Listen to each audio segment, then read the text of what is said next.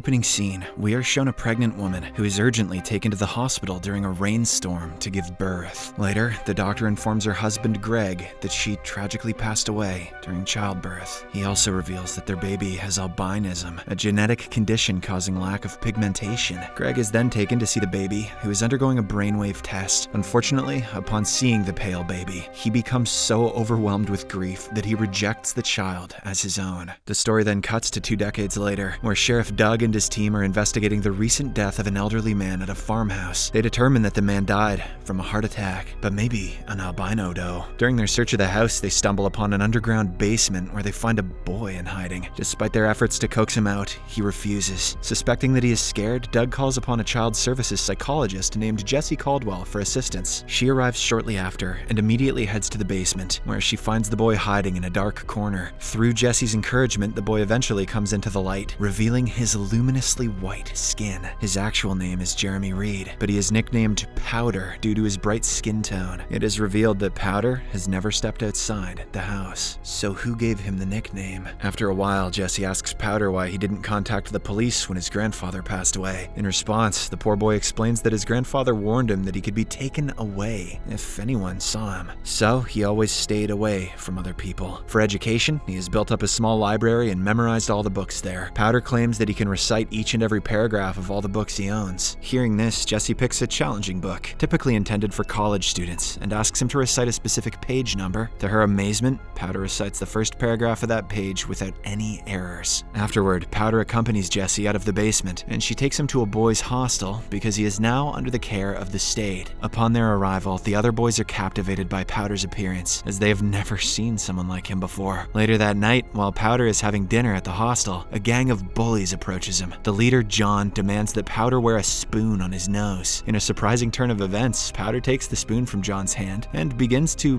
manipulate it. He makes it stand upright on the table and effortlessly draws other spoons towards it. This astonishes all the boys present there, and they assume that Powder is some kind of freak. Or maybe one of his books was about magnets. On the other hand, Doug returns home after work and finds his son Steve at the door. Their strained relationship is evident as they pass each other without exchanging a single word. It appears that Steve came to check on his ailing mother, Emma, who is confined to her bed due to cancer. The caretaker informs Doug that seeing their son has brought Emma a sense of healing far beyond what any painkillers could provide. A few days later, Powder enrolls in high school and attends a physics class. During the class, Professor Ripley demonstrates an apparatus called Jacob's Ladder, which generates an electric current. As the machine is turned on, Powder starts feeling uneasy and begins to shake. Suddenly, the machine overloads and discharges a powerful bolt of electricity directly into Powder's chest. This causes him to levitate in the air, horrifying all the students present in the class. Donnelly frantically tries to switch the machine off, but to no avail. So, he destroys it with a chair, finally bringing an end to the chaos. In the aftermath, all the students rush out of the classroom, while Powder lies unconscious on the floor, worried that he has passed away. Donald approaches him and touches his body. Surprisingly, the professor experiences an odd sensation, which raises his arm's hair and plunges him into a kind of altered state. In the next scene, Powder is hurriedly taken to the hospital, where Donald describes the incident to the doctor. However, the latter doesn't believe it, as a strong electrical shock like that would have typically killed the boy, or at least left some burn marks. Donald tries to convince the doctor by explaining that Powder's body constantly undergoes a process called electrolysis, which is the reason why he lacks body hair. As the two continue discussing, a nurse interrupts them and reveals that Powder has escaped from the hospital. Apparently, he jumped through the window when no one was around. Meanwhile, Powder is walking along the streets when he comes across one of his classmates, Lindsay. They engage in a brief conversation while being observed by a curious neighbor. Powder looks back at the neighbor and informs Lindsay that he can hear their inner thoughts. However, she believes that he is simply hallucinating due to the electric shock. Following this, Powder continues his journey back to his grandparents' house. However, he is eventually captured by Doug and his coworker Duncan, who ask him to get into the car. Returning to the school, Powder is led to a conference room to discuss his exceptional intellect. The principal visits him personally and reveals that his IQ test results have come out. Turns out,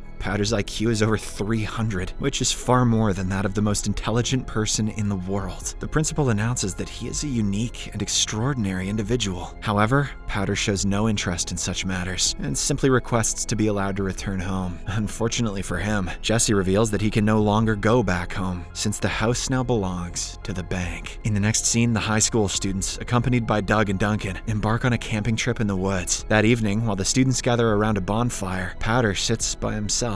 Seeing this, Doug approaches him and the two begin talking. At the same time, a thunderstorm begins, and Powder mentions that he can sense the storm within himself. He expresses that when he sees lightning, he feels a magnetic pull towards it, and when he hears thunder, he shits his pants. Powder recalls his grandmother telling him it's God, although he doesn't believe it. He also reveals that his mother was struck by lightning while pregnant with him, which appears to be the reason for his special condition. The next morning, as Powder is wandering in the woods, he is approached by the bullies, John and Mitch. Without any reason, John points his gun at Powder, saying that he can kill him right then and there. However, before he can pull the trigger, a gunshot is heard in the distance, diverting everyone's attention. They rush in the direction and discover that Duncan has shot a deer. Powder is deeply affected by the sight, as he can empathetically sense the pain and fear of the dying deer. What the hell does that have to do with lightning? When he cannot take it anymore, he grabs Duncan's wrist with one of his hands, while placing the other on the deer's neck. Surprisingly, Powder transfers the deer's sensations of pain and fear to Duncan, causing the latter to convulse violently. As the effect intensifies, John aims his gun at Powder, demanding that he release the officer. However, our protagonist simply stares him in the eye and continues torturing Duncan. Enraged, John pulls the trigger, but Mitch intervenes in the nick of time, raising the gun and ultimately saving Powder's life. In the aftermath of these events, Powder is brought back to Jesse, who questions him about what transpired. She is genuinely worried about his well-being and state of mind. However, Powder ignores all her questions and states that he wants to return home. When she keeps on insisting, he becomes angry and unintentionally unleashes his powers, causing glasses as well as the lights to shatter. He then walks away, confidently stating that Jesse won't be able to keep him there for long. Meanwhile, Doug returns home and meets with the family doctor, who updates him on his wife's worsening condition and the immense pain she is enduring. Although Doug doesn't comprehend why she chooses to hold on, he believes there must be a reason. The doctor informs him that he will never know the reason because Doug's wife is completely unable to communicate. The next day, Powder is sitting alone in the dining room when Donald approaches him. The professor reveals that he felt a distinct energy within himself when he touched Powder during the earlier incident in class. He describes the energy as immensely powerful, making him feel youthful again. He also talks about Einstein's theory, which states that if a person uses 100% of their brain, they can do unimaginable things. Perhaps Powder is able to do just that, which explains his incredible powers.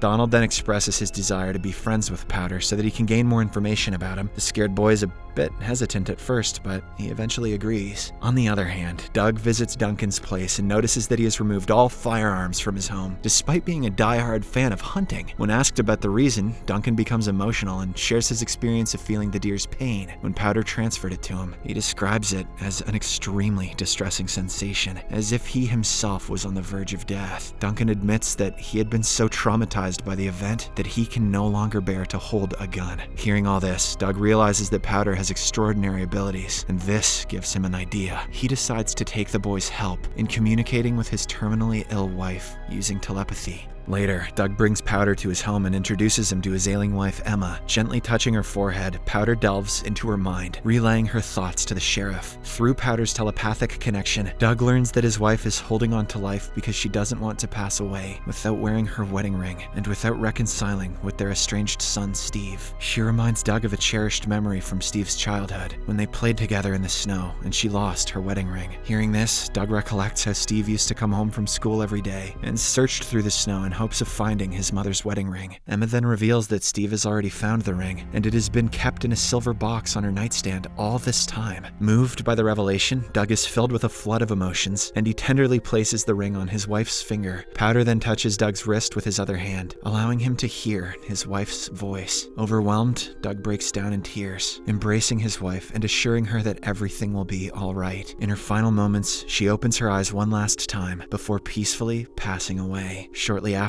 Steve arrives on the scene and Doug immediately hugs him tightly. The two then finally put their differences aside and reconcile after years of being apart. all thanks to Powder. The scene then shifts to a county fair, where Powder meets Lindsay. It appears that she is the only one who doesn't treat him differently. After a bit of chatting, Powder suddenly touches Lindsay's hands, enabling them to hear each other's inner thoughts. During their exchange, Lindsay learns that Powder's father abandoned him due to his albinism. Feeling bad, she offers him comfort and reassures him that his face is the most beautiful one in the world. She then abruptly kisses him, catching the attention of the nearby people. Unfortunately, Lindsay's father also notices the act, prompting him to confront Powder and subject him to hurtful insults. He also prepares to beat up the poor boy, but luckily Jessie, who is also at the fair, intervenes. She apologizes on Powder's behalf and takes him away. Later, a heartbroken Powder returns to the hostel and gathers his belongings with the intention of escaping back to his farm. However, as he is leaving, he overhears some boys playing basketball. Curious, he walks to the court, only to discover that it's John and his gang. Powder doesn't want anything to do with them, so he tries to leave, but the bully John obstructs his path and takes his hat. He then dares Powder to use his powers and take it back. Our protagonist can easily do that, but instead he delves into John's mind and reveals his painful past of being abused by his stepfather. It becomes evident that John's stepfather had once seized the hat, which had belonged to his late biological father, and subjected him to the same taunting that he is currently inflicting on Powder. Unfortunately, this only enrages John even more, and he decides to take action. Suddenly, rain begins to pour, and John forcibly drags Powder outside. He humiliates the poor boy by stripping him naked and pushing him into the muddy water to add color to his pale skin. Unable to endure any further humiliation, Powder unleashes a powerful electromagnetic pulse in a spherical shape, sending all the bullies flying. After a brief moment, everyone regains their composure, except for John. Concerned, Mitch checks on him and discovers that his heart has stopped beating. He is actually on the verge of death. Realizing what he has done, Powder is filled with instant regret, so he quickly springs into action and starts administering CPR on the bully, using his powers. Fortunately, the procedure works, and John is resuscitated back to life. This impresses all the bullies, especially Mitch, and so he decides to help him out. He assists Powder in secretly boarding a vehicle that is heading towards his grandfather's farm, allowing him to escape without further trouble. Unfortunately, when Powder arrives home, he discovers that all his belongings have been seized by the bank. Shortly after, Jessie comes to him, offering solace and assuring him that she will find a better place, where he will be accepted and understood, unlike now. Donald joins them as well, and as they prepare to leave, they encounter Doug and Duncan outside. Jessie requests Doug for his support, urging him to let the boy go. Surprisingly, the officer agrees. Powder has helped him reconcile with his long-lost son. At that moment, a thunderstorm erupts, and Powder starts running into the field with everyone trailing behind. Suddenly, a lightning bolt strikes him, eventually engulfing him in a blinding flash of light. The movie concludes as the clouds unleash one last resounding thunderous roar, indicating that Powder has once again shit his pants. I mean,